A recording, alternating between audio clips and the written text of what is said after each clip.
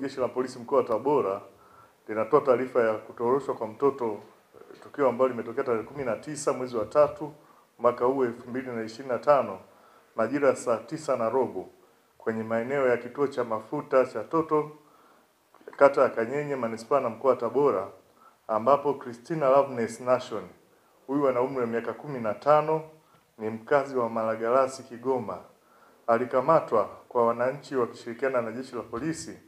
akiwa anatoroka na mtoto aitwaye Daniela Doto mwenye umri wa miezi 3 na wiki moja. Mtoto huyo alimchukua kutoka kwa mwajiri wake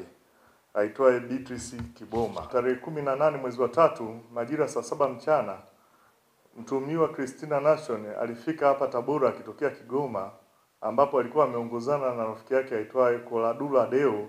kwa ajili ya kufanya kazi za ndani. Huku mtuhumiwa huyu kwa maelezo yake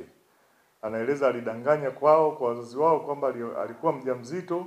hali ambayo ilipelekea wazazi wake kuchukizwa na kuondoka nyumbani kwao kuja kufanya kazi za ndani,